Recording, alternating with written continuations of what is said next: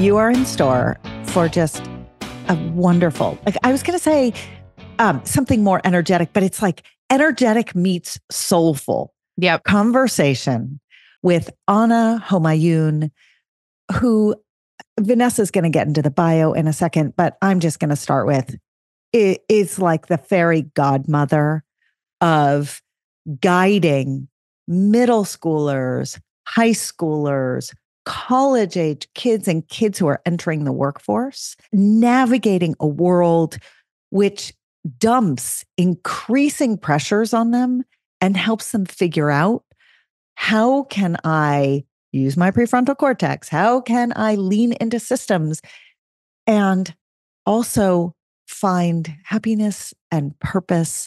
I mean, this is just, Vanessa, I feel like we have met someone who, she came on this podcast, everyone's about to hear, and the clouds parted and the sun shone in. Anna started a Silicon Valley-based company called Green Ivy Educational Consulting. After recording with her, I'm going to become their newest client, and the founder and executive director of Luminaria Learning Solutions, which is a nonprofit that brings her advisory work into schools. She's the author of 4 books.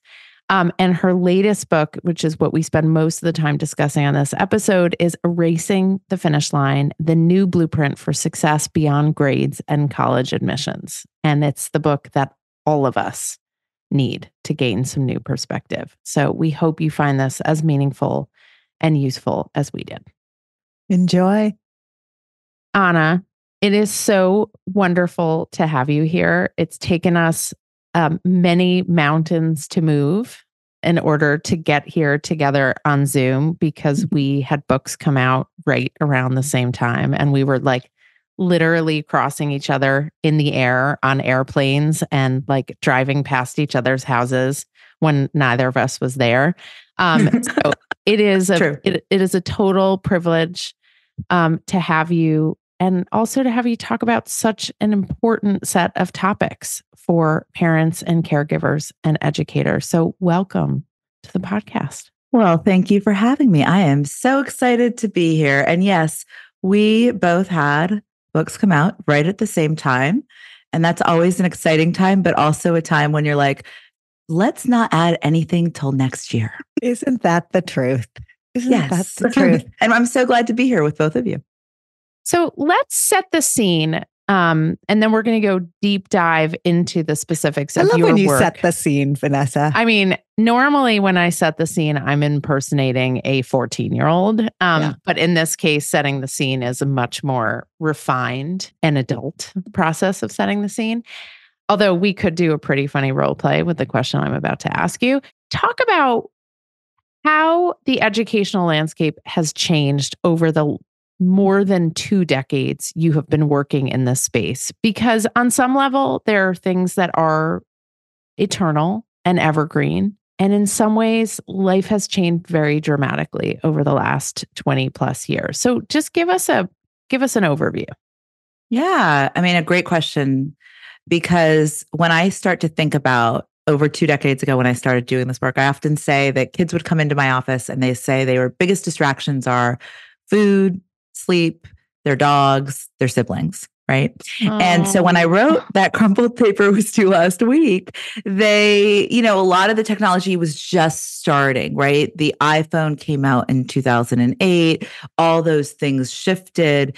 So thinking about how technology has changed, not just from a social media perspective, because everybody wants to think about that, but the day-to-day of how do you assign and collect work? How do you juggle multiple different priorities? How do you figure out what the homework is? Those seem to be little things, but they're actually big, right?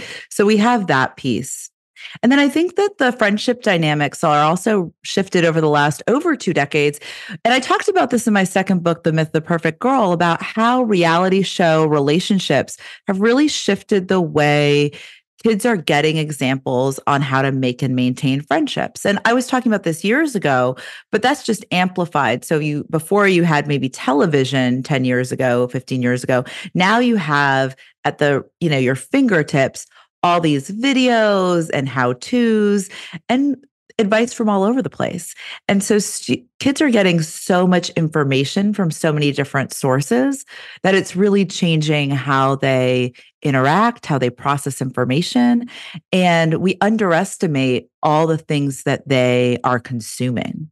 And on those two fronts, I mean, as adults, we feel it too, right? So to your first point about the overwhelm, I'm constantly saying, oh, my brain fog, it's menopause. Oh, it's this. Oh, it's that.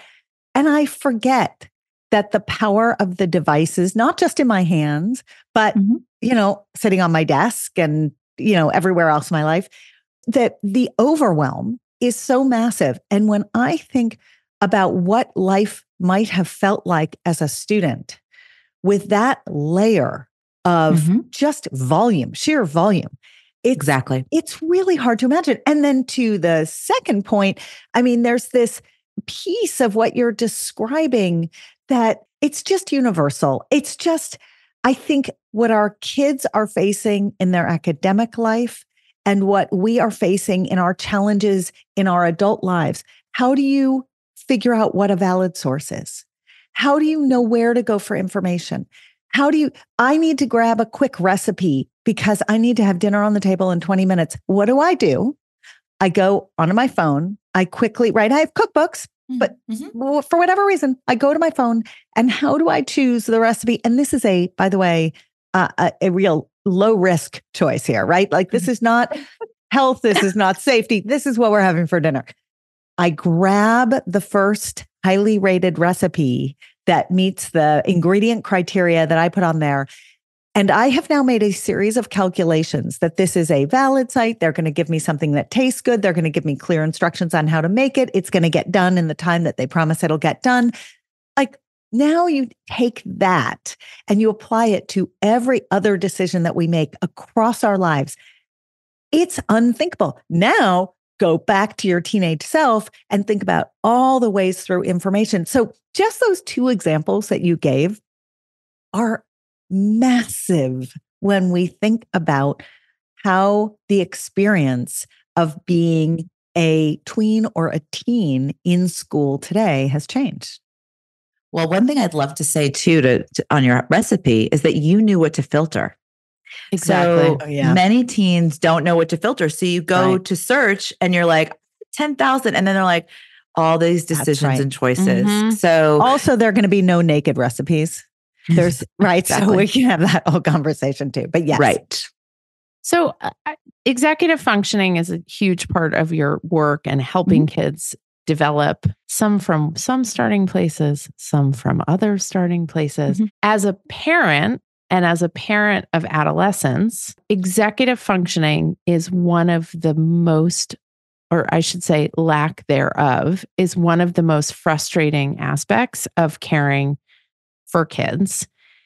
And it's going to get at an issue that we're going to talk about, which is self-esteem. But I want to do the nuts and bolts first. And then I want to go deeper in terms of the social emotional experience of how it manifests and how we as adults manage it. Yeah. Talk us through the long game here, right? Because we're adults with a certain set of executive functioning. We don't remember really what it felt like to be kids. Some of us are naturally better at organizing and preparing and laying the groundwork. Probably all of the people on this call are very good at those things. Some people in our lives may be less naturally good at these things, but are hoping or working to develop these skills. One of us may have been sitting with an 8th grader while that 8th grader was doing their homework this week and may not have been the best version of themselves in addressing aspects of executive functioning. Give us the long game. Talk us through developmentally what our expectations can be, where the sort of moments of triumph and moments of plateau might happen. Well, I think it's helpful to step back and really understand, what does executive functioning mean, or what are executive functions? So, this is a term really that came into the academic world less than 15 years ago. So people who read my first book, That Crumpled Paper Was Due Last Week, they'll see I never used the term because it wasn't a term to be used. And also it scares people sometimes. They're like, oh, that seems so businesslike. But the reality is is that it's any, action that we have to think about that's not automatic. So thinking about not like breathing or your heart rate, and that you have to process information in order to make a decision. And it might or might not take a bunch of time. So when I think about it with students who come into my office, so primarily I work with middle school, high school, and college students, and I work with young adults in the workplace. But when we work with the middle school, high school age, let's focus on that. I'm looking at organizing, planning, prioritizing, starting and completing tasks, and being adaptable thinkers. To me, that is the foundation for what are the skills that you need to feel successful, feel like you can get back on track when something doesn't go as planned, feel like you can adjust, right? And what we often see is that I have kids and families do an audit of themselves, right? And I say to kids, do a self-assessment of where you are in each of these, because kids will say, I'm great at organizing and planning, but starting tasks is really impossible. Or I'm great at finishing tasks and being adaptable, but organizing and planning are my weak place. And so being able to give them a language and being able to give families a language so it doesn't seem so nebulous is really important. Now, the question about the long game is a great one. And I want to highlight two quick stories. One, I was coming back from a trip last week and I was on the airplane and I heard from a friend that I hadn't heard from for years, several years. He had a baby, he and his wife had a baby, and now the baby is like in preschool. And he actually read that crumpled paper was due last week. And he reached out and he said, I read it because I have a boy. I can't believe this, but my goodness, I saw myself in this book. And not only did I see myself, but it started me to wonder, how would my career have been different as a person in my 20s and 30s if I had had these skills? Because I always struggled with them, right? And I know this person, they're highly successful. They've worked with some of the biggest brands in the world. So on the outward, this person, people would say, oh, he's got these skills all together. And the reality is that this impacts a lot of people, not just in middle school and high school. But my big life's work is if we don't develop these skills in middle school and high school, there are lifelong impacts. And when we do, which is why I wrote Erasing the Finish Line, it can really change life trajectories, social and emotional well-being, and people's ability to engage with their community. So for those who don't know, Erasing the Finish Line, I went back and I interviewed my students from 15 to 20 years ago. So kids who I had seen when they were 13, 14, 15, now they're in their late 20s and 30s. And I thought it was really important for all of us because, as you say, when you're sitting with an eighth grader, and you're not your best self, and that is okay. We are all there. That is why I say outsource if you're not the messenger. And you read my mind. I was going to ask if you wanted to just come for a sabbatical in my house, because that would be that hasn't been it's never been suggested before. She didn't say outsource to me. She just said outsource. No, but seriously, here's the thing that I always say. First of all, this is a really trying time emotionally. As you know, you all are the experts in what you've written on. So this is a trying time for both parents and children.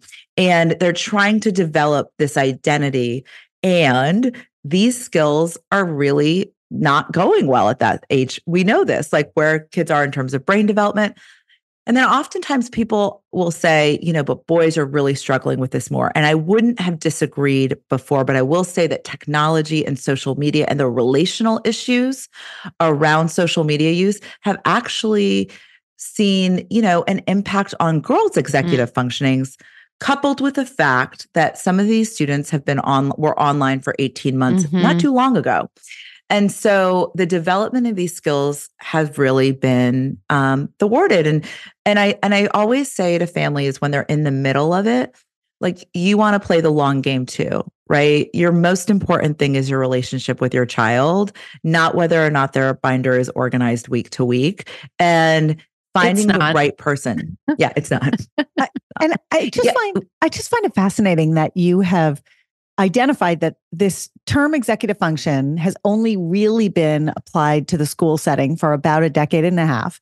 And the iPhone has been around for about a decade and a half. And I'm wondering, is there a coincidence happening here? Or is one thing feeding the other? Are we do we expect kids to be able to organize more and to be more sort of problem solving oriented because they have so much more coming at them because of these devices? Do we expect it because they need to have those skills because they have so much more coming at them? How does one relate to the other there? Well, I think it's really important to recognize that we gave all of these tools without any coaching on how to use them. You mean we dumped these tools on them? We just, and when we think about it, it's not just the iPhone, it's like the online learning management system. This teacher uses a website. This teacher puts it on the online learning management system. This teacher sends me a text message. I don't know. So, I mean, like it's all these different things, and yet there's no streamline. So one of the things I've done over the last decade is consult with schools. So my office is in the Silicon Valley. So I was seeing this play out in my office, but also in schools from the very beginning. It's that, it's that much more important and there's that much more to filter. So before you'd be handed a piece of paper. If you had a binder, you could put it in the binder and then you did the piece of paper, you turned it back in. Those were fewer steps. I was really good at binder. I mean, there is a correlation with, being able to plan a book tour and that binder system from 8th grade. But it was Ken is good at beach and yes, Tara and I'm is good at binder. That is exactly right. But I guess to your point, I mean, that was the skill set was much smaller that we had to achieve, right? Absolutely. And we know that. And that is the beauty of this book, Erasing the Finish Line, is that because you go and take the lens looking back, you turn the lens around and you look back and you let these essentially characters who are real people, but they're also characters in your book, and they tell their story and they allow for that perspective, that exact perspective that Vanessa's asking about, and that you're saying you have to give them the time and the space. This is the long game. And everything about every vignette that you walk through reinforces that by the fact that you are showing the long game. And yet the game keeps changing, right? I mean, that's and you do such a beautiful job of illustrating that. But for the one of us on this podcast who might have had an 8th grader sitting at the table, that 8th grader is faced with a set of challenges that when my kids were in 8th grade just a few years ago, the hill was lower. Absolutely. Right. Yeah. So Anna, let's talk about the goalposts that exist for kids and their caregivers, which you talk really clearly about how the goal is not about the college admissions or the job or whatever. It's about a series of skills that help you become a fuller version of who you are, become a better community member, to be a more connected human being, right? Like it's ultimately, it's not about a something in the distance. It's about the journey and all the skills and connections you pick up. And by connections, I mean human, deep connections. I don't mean networking. Although there's nothing wrong with networking. It's just not the message. Let's not put that on an 8th grader. You'd be amazed though, I know, right? But I know. we're not going to get distracted. There. We're not going there. Okay. So when we think about this enterprise of caring for kids, if you ask most adults, they will say, I want my kid to feel good about themselves. I want them to have high self-esteem. I want them to feel confident and competent and capable. And yet this goal in the distance, which is causing lots of problems, and the pathway to getting there is in many ways the inverse of supporting, encouraging, and fortifying self-esteem. So can you help us think about how do we back away from that path? How do we find a path that really does enrich the self-esteem, does encourage it? Knowing that on any given Wednesday night, there are many of us sitting at kitchen tables around the country saying things that we really wish we hadn't, because it is doing the opposite of what our ultimate goal is, which is to help build healthier, happier, safer kids. So talk me off the ledge and help us get to that core value. Such a meaningful question. So thank you for that. And I will start by saying our attitude and approach is the most important thing. Like how we approach our strategies with our children, our learners is really the foundation for this. Because I have always said, if you believe this is going to work, it will. And it will expand anyone's wildest dreams. And I've seen it happen. But if you're like, I've tried all that, it's just not. So it's really about the caregiver starting with themselves.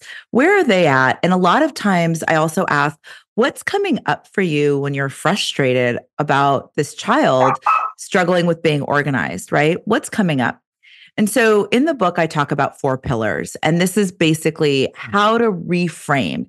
Now, I want to also say, I got a lot of questions when I was on the initial part of my book tour about like, well, are you just saying that we should just give up on like all of that? And I said, no, we want to have students, have learners, have high expectations of themselves and high self-esteem that they can do it.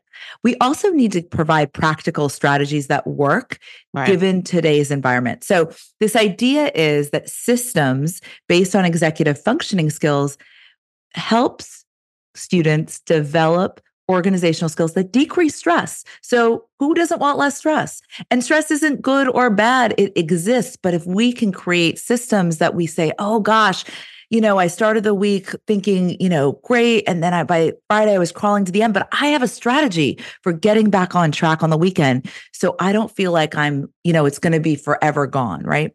And then the idea of connecting, right, that we really need to focus on, and you all talk about this as well, on the idea of making and maintaining friendships. And most people don't realize that making and maintaining friendships is an executive function. You have to be able to have inhibitory control. So make, good decisions on how you respond or react. You have to have working memory. So you remember what people are saying or make the connections from the past. And this is the really key thing. We often don't realize that. But if we look at any, school community, there's always that one kid in kindergarten that had, struggled with inhibitory control. Maybe they were hitting, jumping, fighting, yelling, having meltdowns. And by 4th grade, the parents are like, we don't want our kid in the class with so-and-so. Because in kindergarten, the child struggled with inhibitory control, which they may have grown out of, right? So this idea of how connections and how do we build that? And then the idea of perspective is really how do we create this opportunity once you've built these executive functioning skills to expand your perspective through exposure. And ultimately, the last is this idea of acceptance of who you are, right? We talked before about being introverted and knowing your energy profile and knowing how you recharge best. By we, Anna means her and Cara, not me, because I'm decidedly not an introvert. Anna, what did you call yourself? An ambivert? Ambivert, like an extroverted introvert, like Cara calls herself, which I agree with 100%. Yeah. I'm an extrovert's extrovert. Can I go back? Can I rewind? You mean since I already interrupted, Anna, can you now I'm jumping into your interruption for a second. I want to pick up this thread here, but I want to go back to a comment you made about systems and having systems in place. That makes Cara happy. She loves systems. I do like systems, but I'm going to ask a question that's going to shock you, Vanessa. I'm prepared. I'm holding on to my desk. If we have to talk about having systems in place, is there something broken? And I get it. Their activities of daily living require systems. And by this, I mean like getting dressed in the morning, brushing your teeth, the basics of getting out the front door, that too requires a system. So I'm not like trying to bash the whole thing, but this concept of our kids need systems in place to manage all that's coming at them. Is there not an argument for maybe we need to re-examine how much is coming at them and not necessarily upgrade our systems all the time? That's a great way of thinking about it. I think it's actually both. So first of all, you have to figure out what is coming at a child, right? And do an audit of that. But also, we never really talked about daily habits and routines because there's this hyper focus on grades and like that being whether or not somebody's doing well, right? How many times have you asked somebody, how are they doing? Or how is your child doing? And they're like, oh, great. They're getting straight A's. And like, it comes out that way, right? Or I just got an A on my test. So like, but I asked how you're doing, right? And so the systems piece is actually changing the conversation so that it's not focused on the outcome of grades. It's really focused on that fundamental daily habits and routines that are around organizing, planning, and prioritizing. But to your point, Carl, it's really important to step back also and be like, but are we not being set up for success? And I see this all the time, right? So the parent comes to me or the caregiver comes to me very frustrated with their child. And I'm like, your child is out of the house from 7 a.m. to 8:30 p.m. I'm unclear as to how you think that at 8:30, they should be motivated to do 2 hours of work because adults are come home and they're like, I'm going to watch television. I'm going to read a book. I'm going to go to bed. I'm going to put my jammies on. And yet we're asking kids who are going through all these things hormonally, who are tired. And so that is where I also start. Like I had 3 kids come into my office over the last 2 weeks where it's like, oh, actually, we're not going to start with the systems piece. I'm just actually going to start with your own energy management because you've got a big monster drink and you're telling me you take 3-hour naps and you're going to bed at 2 a.m. We got to fix that part first before we ever talk about systems. So it's like all of these pieces of evaluating where a child is in this moment. How much change can we make? Because like I'm one of these people who's like, I don't care where my kids go to college. I just want them to feel seen and loved and connected and motivated about something. Right. And yet they'll be like, well, that's fine, but I care where I go to college. Or, you know, I can say to my kid, well, that doesn't matter to me. And then some other kid does something really extraordinary. And there's like a piece of you inside that's like, oh, and but by the way, sorry, kids, if you're listening, but you're like, oh, my kid's not as extraordinary. Like there's that FOMO, that sort of like that feeling of like, oh, I'm less than, or my kids are less than, or my family's less than, even though I know that my values are like in the right place. Exactly ultimately. Right. This is part of the problem with the quote system. Like I think we are both victims of and perpetrators of a problem. And, you know, that our kids are on the receiving end and they're trying to, you know, Anna, as you said, if they're not sleeping and they're drinking high sugar, high caffeine drinks in order to get through their day and hang on, excuse me. Sorry, Brian. And they're using all these strategies in order to manage everything that's coming their way. At what point are we not going, oh, the system's broken? Well, I want to back up and say something though, because the whole goal of the book and the work that I do is to help kids develop their own blueprint rather than borrowing someone else's. So when you focus on, and you do it really well. Let me just say, you do it. So, no, I'm not being sweet. I'm not that sweet. Whoever's listening, wouldn't say it if she didn't mean it. Trust me, Anna. And so I really do. I'm gonna interrupt and say, for those who have not read the book, that is the reason to read this book. Go ahead. Sorry, thank you to interrupt. Well, and so to your point, though, both of your points are really important because actually we can change a lot, but we have to focus on that attitude and approach. Because when I have children come into my office, the magic that I have seen over the course of a few months, over the course of a few years, we had one child come in just this week on Monday and say, oh my gosh, like I finally decided to use this like strategy and it's been a world game changer for me.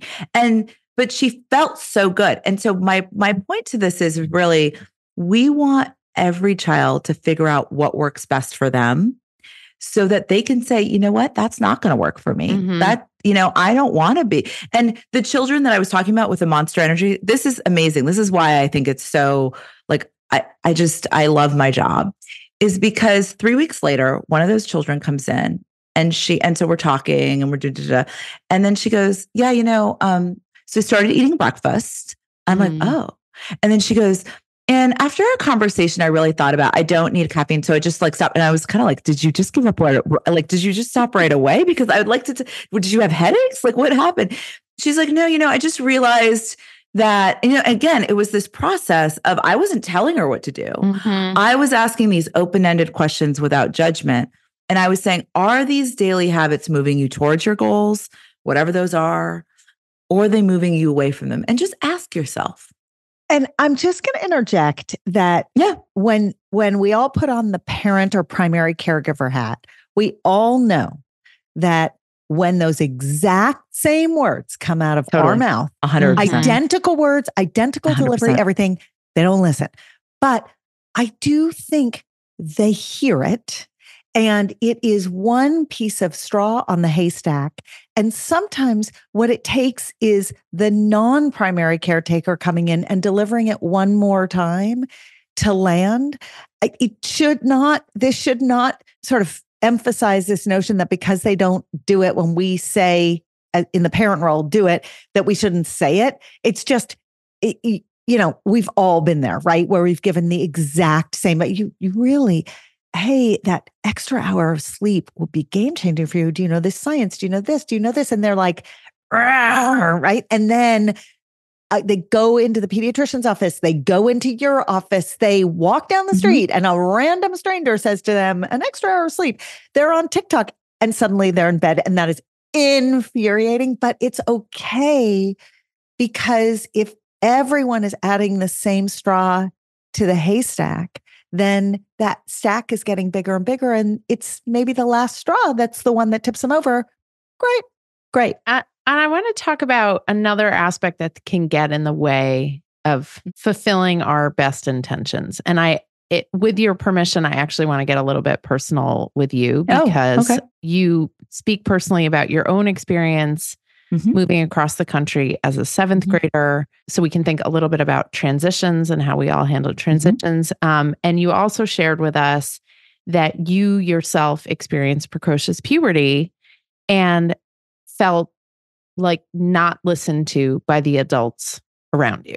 And I guess if the term gaslighting actually existed when you were that age, maybe you could have been like, you guys are gaslighting me, but it didn't. So share the aspects that feel comfortable to you about experiences, but also how that has helped you build empathy and understanding for the kid that you work with.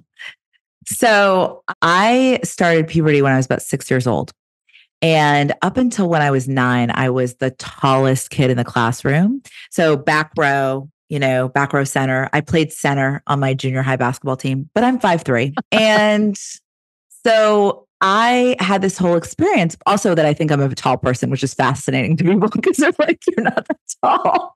You on Zoom, you seem like a very tall person. Right. Not tall. And so and then on top of that, I moved cross country and to very different, like I grew up in New England, in Connecticut, in rural Connecticut.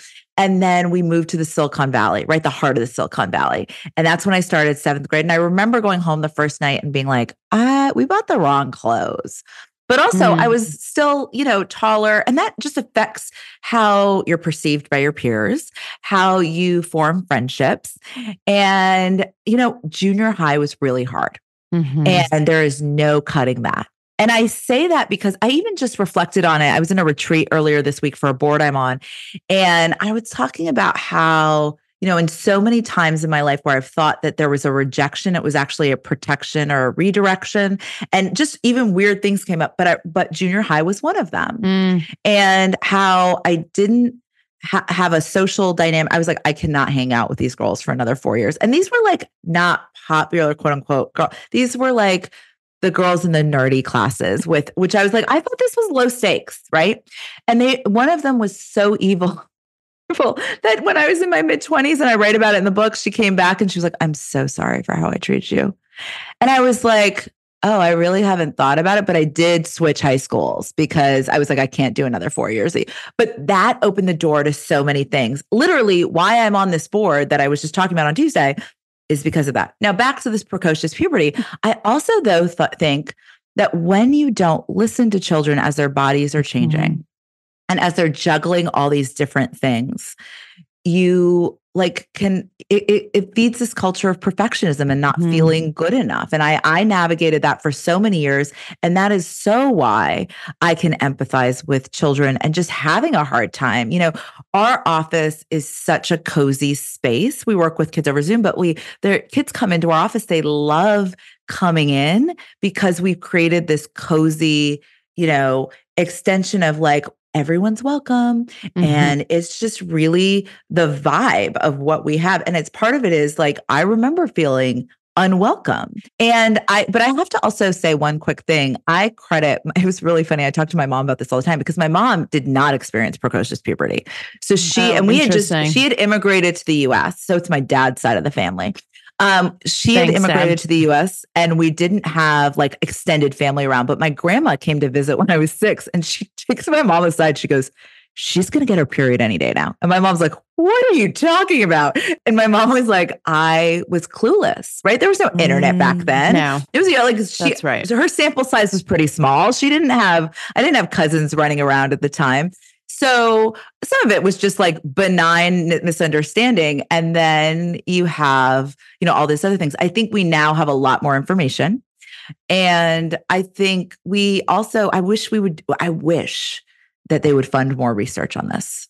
But I digress. Particularly amazing. Yes. And one thing that's particularly amazing about that story is that you were going through something that was outwardly visible. Totally. And it took someone choosing to see it. Right. And as you said, benign misunderstanding. Your mom, for 100 reasons, maybe couldn't see it. 100 wonderful reasons couldn't see it. But the rest of the world could probably see it. In your writing, you write about things that are not so visible, things that are part of what kids carry in their brain and in their gut and in their soul but those are not outwardly visible. And it's that much harder sometimes to see what's happening. And your story illustrates that even with something as visible as precocious puberty, a 6-year-old who has secondary sex characteristics, it's a girl. So we're talking about breast development. This is obvious, right? Even that it took conscious choice to see it, to do something about it, to help you through it. So it's just very interesting to me that you've chosen to focus your life on the even less visible challenges that kids face. And I think it makes, frankly, perfect sense that this is the beginning of your own narrative. Absolutely. Thank you for saying that. And thank you for observing that because it was very important to me for that part of the book to be included. And I did a chapter called Floating in the book around my own. And I don't really, I've written, this is my 4th book.